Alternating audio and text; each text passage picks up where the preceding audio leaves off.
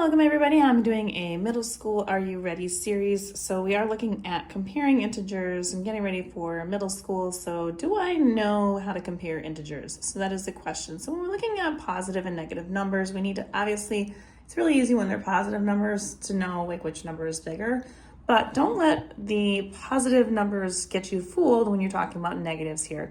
In a situation like these, we are just going to put the symbol in between them, whether one is greater or less than.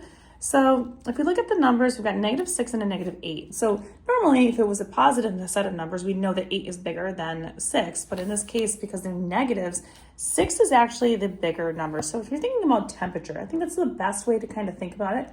Or if you're diving down underwater or something like that, if you go down 6 degrees, 6 degrees is actually warmer than a -8 degrees. So -6 is warmer than -8.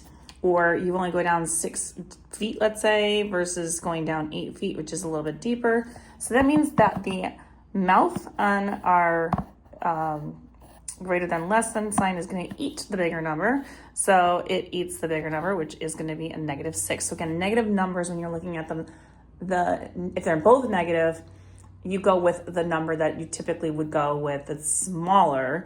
So in this case, because this is closer to 0, you would go with that number.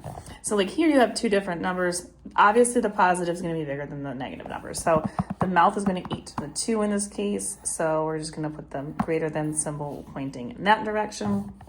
Now if you look at the -8 and -9, again, both of them are negative.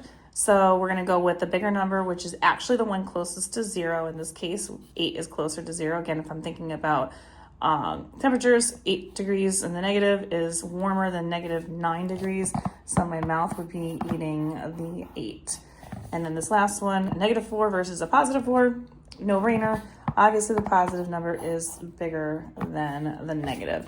And that's your quick guide to comparing numbers. In the next video, I'm going to show you how to just order them from least to greatest order.